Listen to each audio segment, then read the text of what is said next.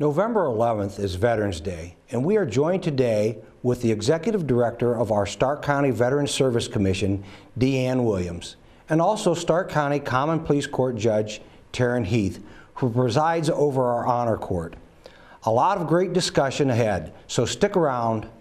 We'll be right back. My name is Commander Tim Miller.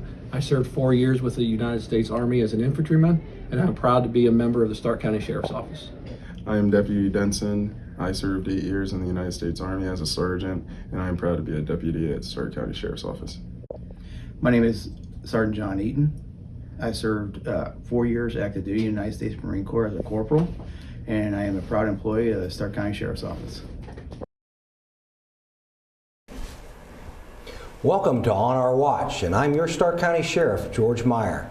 Today we're diving into the way we serve our veterans right here in Stark County. In light of Veterans Day on November 11th, joining me today to talk is Deanne Williams, Executive Director of the Stark County Veterans Service Commission, and Stark County Common Pleas Court Judge Taryn Heath. Thank you both ladies for being with us today. We're excited to have you both here. So Deanne, I wanted to get into talking to you a little bit about how you got to be the director of the Veterans Service Commission. I know you have a background in as a veteran, and just tell us a little bit about how you got to where you are. Okay, thank you. Well, when I graduated high school, I didn't really know what I wanted to be, so I knew one thing is I love my country, and so I decided to raise my hand and serve at the tender age of 17 in the United States Army. My first tour of duty was Panama, and after that I came back to the States, re-enlisted because I was really enjoying it and finding myself. So I re-enlisted for Airborne School and found myself at Fort Bragg, and then deployed over to Operation Desert Shield, Desert Storm. Shortly thereafter, went on a hardship tour to Korea and found that the military was really hard on the families. And so therefore I went ashore and I ended up going into the civilian sector.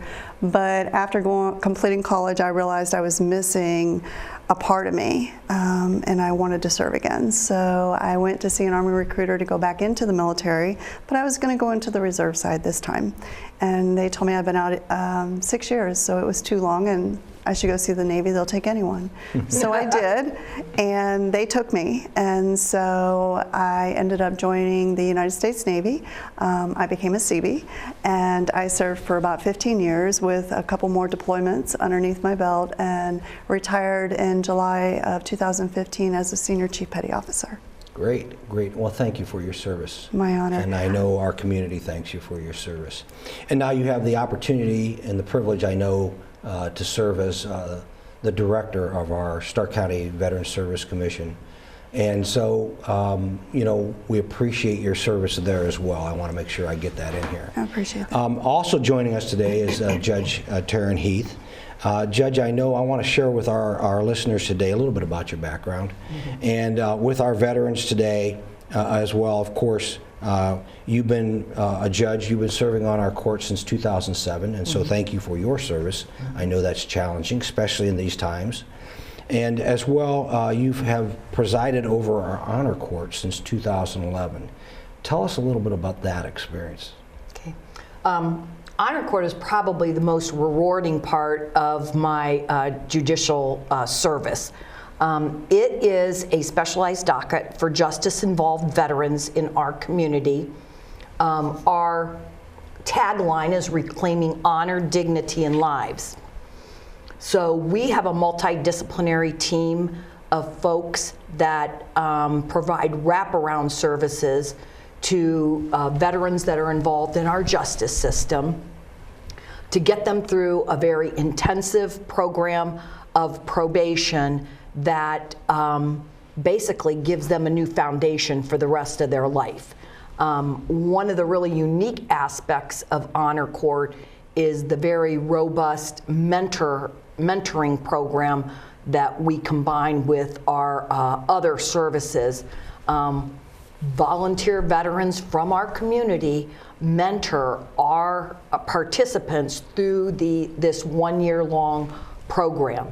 And I'm really I want to take this opportunity to thank you, Sheriff, because from day one you were a supporter of Honor Court and what we do. We always have somebody from your organization as a mentor in our program, and all the deputies at the courthouse are very supportive of the Honor Court program. Thank you, Judge, Thank you for that.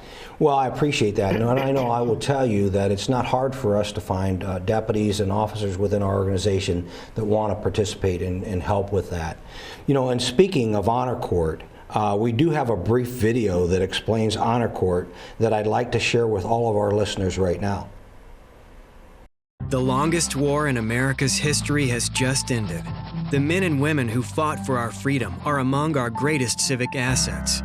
When they return home, we're thankful and proud of their service. Most veterans are strengthened by their experience in the military, but right now, more than half of the 2.6 million who deployed to Iraq and Afghanistan return with mental health conditions related to their service.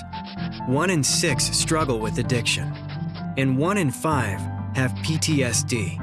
Left untreated, these issues make it difficult to adjust to life after they return and can lead to unemployment, homelessness, and arrest. There are 700,000 vets in the criminal justice system right now, many of them arrested for charges directly related to trauma, addiction, or mental illness. For a long time, our justice system relied on punishment to change behavior. This hasn't worked. New Veterans Treatment Courts provide an alternative to incarceration. These veterans-only courtrooms offer treatment, accountability, and structure, while connecting them to benefits they have earned. If there is no Veterans Treatment Court available, they may end up in jail, separated from family, without treatment, and stuck in a cycle from which they may never recover. But in Veterans Treatment Courts, they are surrounded by other veterans. They receive veteran-specific treatment, meet regularly with a veteran mentor, and they have the opportunity to get their life back on track. This year, 11,000 veterans who would otherwise be behind bars are receiving life-saving treatment. The average cost to keep someone in prison is over $22,000 a year. If the veterans who need help had gone to jail instead of treatment, the bill could have been $248 million. And those that go through the program are less likely to be rearrested. The country's first Veterans Treatment Court has a 98% success rate. That's unprecedented in American criminal justice. Veterans Treatment Courts save lives, families, and futures. It returns vets to the life they fought to protect. You can help to put Veterans Treatment Courts within reach of every veteran in need. Learn more and take action at takepart.com/returntheservice. Judge Heath, from your perspective, can you walk us through Honor Court, how it works? Sure. We start with screening participants for the program, and basically your office plays a big role in that because your technology department, along with the VA, scrubs the social security numbers of everybody who's in the jail, so we can identify veterans who are in our jail who might be appropriate for the Honor Court program. Once they're screened, we notify their sentencing judge that they are a veteran and they might be eligible for our program. Once their sentencing judge refers them to Honor Court, every participant has a mental health assessment and a substance abuse assessment. I like to say we're not a cookie cutter approach. We like to make an individualized treatment plan for each individual. And now's my time to thank Deanne and her organization, because she actually has a service officer on our team.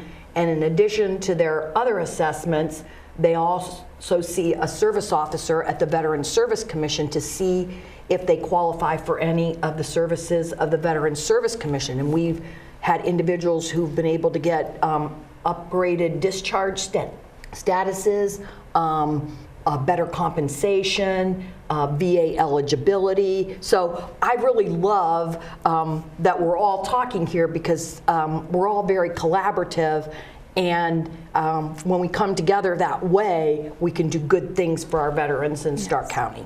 Absolutely, and we appreciate you continuing to do that since 2011. And I know the motto is reclaiming honor, dignity, and lives. Can you elaborate a little bit? And I want to put the focus on the veteran for a minute, okay? Because we're talking about November 11th, veterans. I want to put the focus on the veterans. And what does that really represent to our vets? And who have found, they found themselves in the criminal justice system that they may otherwise not even wanted to be involved in. These are people that just kind of got off track. Sure.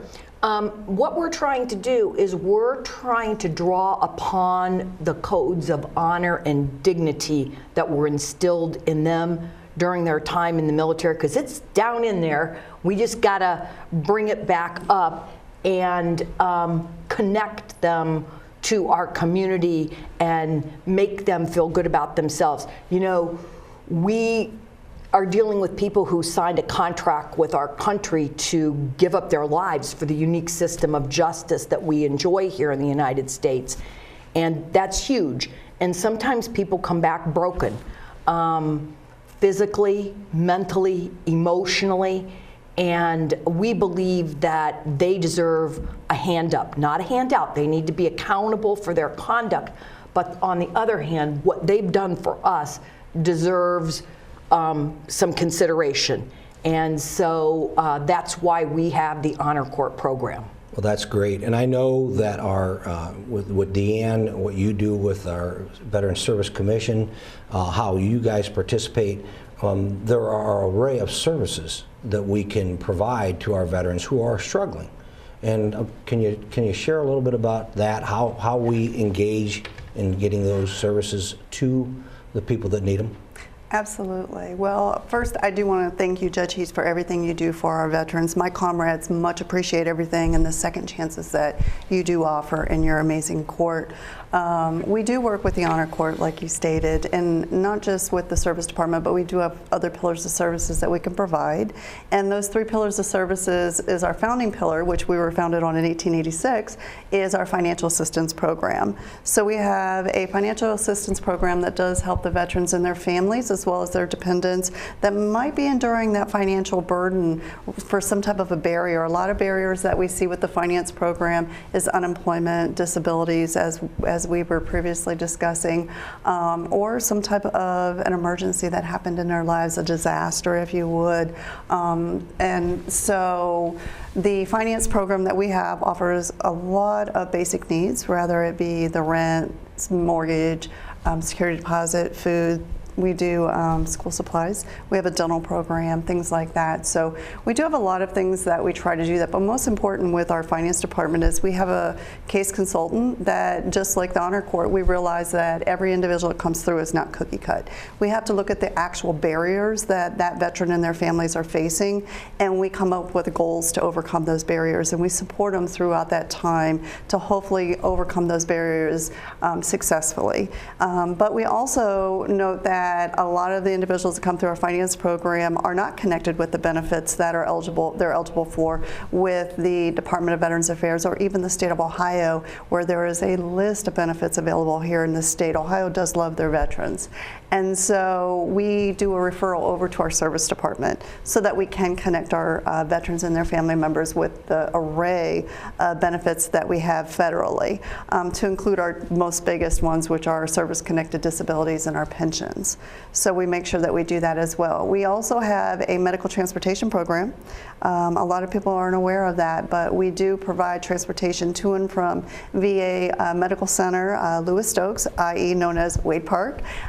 We partner with SARTA to be able to provide those services, and we have a bus that goes 3 times a day, and we do have drivers that provide door-to-door service for any other VA outsourced appointment or even CBOC, Parma, Akron, Canton, or whatnot. So we do have 3 pillars of services that we provide to our veterans and their family members, and it's a lot. I could probably take up this whole segment talking about everything that we do. That is great, and it's really great to hear that we're providing those services in our community. I'll tell you, this is a great time for us to break away. I want to take a moment to pause to speak to anyone in our community who may find that they will have a calling to serve. We are welcoming dedicated men and women interested in serving as corrections officers, deputies, and 911 dispatchers. I am a school resource officer. I am a deputy detective. I'm Major CJ Stantz. One of my responsibilities is leading our deputies. Serving as a deputy includes a variety of duties, such as answering calls out on the road, engaging our community during events and other activities, providing security to our government facilities, working in our schools as a school resource officer, and so much more. The job is challenging, fast-paced, always changing, and truly rewarding. Learn more on how you can join our team today and be the difference. Hi, welcome back, and we're having a great discussion today about our veterans right here in Stark County and how we can better serve them. You know, Deanne, I want to just kind of segue back a little bit about some of the services with our Veterans Service Commission here in Stark County. And I know part of those services are to monitor and to help promote legislation and acts to help our veterans right here in Stark County. So could you tell us a little bit, how many veterans are there in Stark County, and what's some of those legislative things that we see that help them along the way? Absolutely, Sheriff. So Stark County is actually the 6th largest veteran populated county in the state of Ohio. We have 25,226 veterans that call home here. Absolutely. Ohio, as I stated earlier, loves their veterans. We are actually the 5th largest state in the United States for our veterans itself. But legislatively, we just had this huge legislation that passed recently, and it's called the Sergeant First Class Heath Robinson Honoring Our Promise to Address Comprehensive Toxics Act.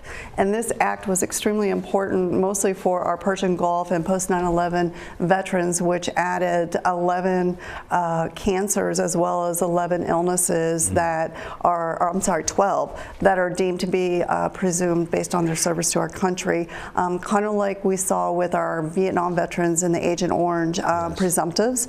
This act also increased the disabilities for the Agent Orange presumptives for 2 more disabilities and 3 more locations, and it extended 3 more locations for radiation exposure veterans as well. So this was a really huge act, also offered some more benefits to family members as well. So it's really important if indeed that any of our Vietnam veterans or any of our post 9/11 Persian Gulf veterans are not aware of this, that they contact our office to get more information about this so that we can assist them. There's also some information in there about the Camp Lejeune disabilities, and there's a lawsuit that we get a lot of calls about right now. Sure. And we would encourage those individuals to give us a call and get more information about that, because that could affect them monetarily as well. So absolutely, those are some of the things that people don't even really know about, what your team supports to help our veterans right here in Stark County. So we really appreciate that. I will tell you, one of the things that you both mentioned about, and when we talked a little bit about your career and how you felt the calling and you raised your hand to serve, and how it's a sense of pride and certainly honor.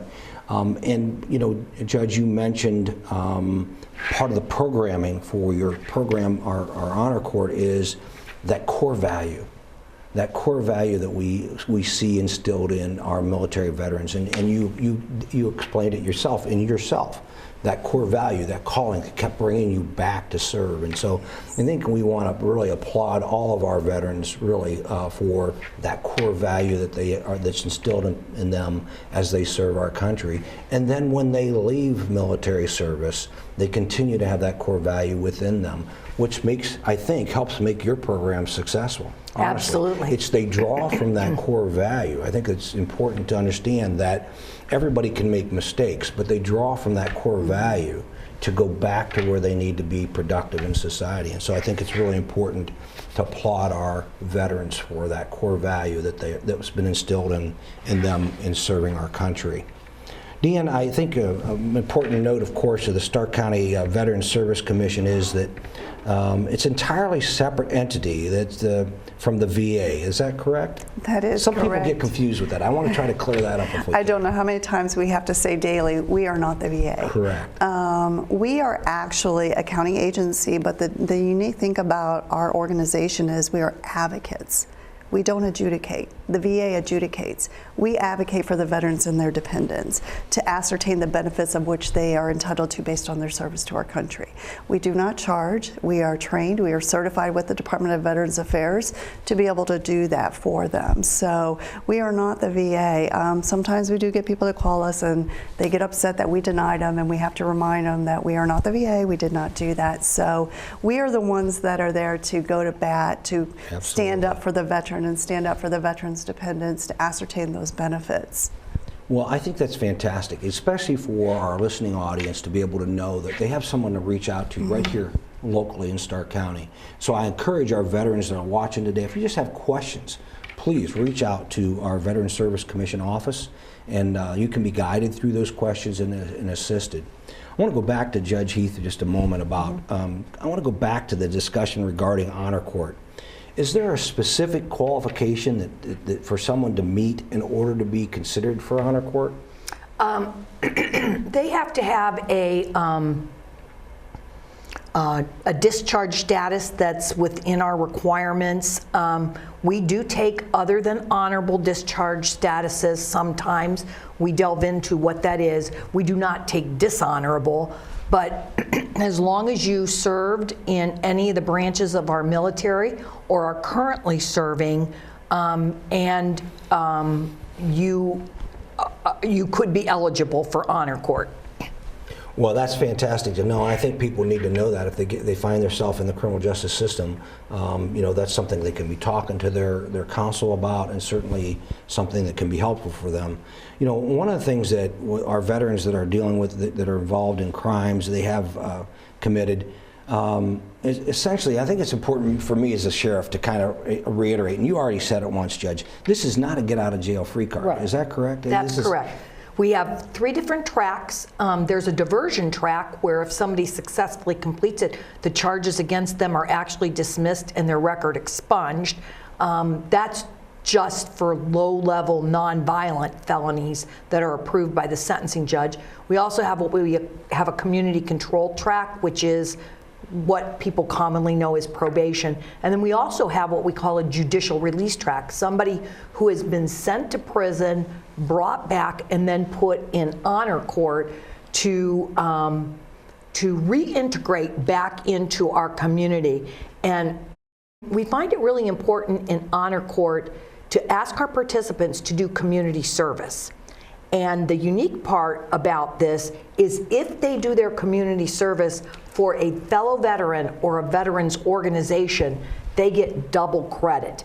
And then at the end of honor court, they have to do a give back project that benefits another veteran or a veterans organization. And that is by design. We are trying to not only give these people a new foundation for the rest of their life, but connect them to the veteran community so that they feel a part of Stark County and a part of the Stark County veteran community as well. But isn't that also part of the support mechanism for veterans? I mean, when you get them reconnected with that veteran community, and maybe you can speak to this, Deanne, isn't that part of the support mechanism that, you know, we come together in camaraderie? Can you speak about that a little bit? I always say one team, one fight. There you go. When you're looking at us sitting at this table, one team, one fight. Absolutely. We're there to support and serve the veterans who have served for our freedom and liberties. And so absolutely it's very important. And I love that part of the program, and I know that it does make a difference. And that veteran that I've seen go through that, and we've supported some of those, you see that pride instilled back in them, and they're able to reclaim that pride that they had when they were serving. I wanted to mention, if I could jump in, Sure. because as you mentioned, this isn't a get out of jail free card. Most specialized dockets, the felony recidivism rate is somewhere around 25%. About 75% of my participants successfully graduate honor court. Only 5% of them re-offend. That's amazing. With the felony. I mean, for people who don't understand criminal justice statistics, that's like off the charts. Right. And so honor court, veterans treatment courts work. They save taxpayer money, they reduce crime in the long run, and it's very beneficial for our community. It is, and you know, I applaud you and your entire team, and as well you, Deanne, for your support to the team. I think we found something that works. Honestly, in today's society and our criminal justice system, we also often get reminded of what doesn't work, right? And so I think it's important to say we found something that works very well, and we're able to use this system to assist our veterans who have made a sacrifice for our country, and they deserve that assistance, okay? But I appreciate you covering because oftentimes I'm saying, oh, it's just a get out of jail free. Yeah, It is no. absolutely not. And I know that, but I needed you to tell our viewers that because it's not what it is. I'm going to break away a little bit to talk about something we have coming up in collaboration with our partners. And I'd like to take an opportunity to remind our community that the Stark County Sheriff's Office is hosting the Veterans Food Drive throughout the month of November, as well as drop-off locations at our office on US 62, at the Sheriff's Office in Canton, and our training center in Massillon. The Veterans Service Commission office as well will accept donations. So please, please, please help us help our veterans who are hungry and need your help. Deanne, thank you again. I appreciate you being here, and I can't thank you enough for what you guys do for our veterans in the community. Judge, I know the work never ends. Okay, your work is a little like my work. The work never stops, but you are persistent in your mission to help our veterans. To our guest today, Executive Director of the Stark County Veterans Service Commission, Deanne Williams, and Stark County Common Pleas Court Judge Taryn Heath, thank you for a great conversation and all the information that you were able to share with our listeners and to the members of our community. Thank you for tuning in. If you have any questions or comments about this show or past shows or topics you'd like to hear in this discussion in the future, please send me an email.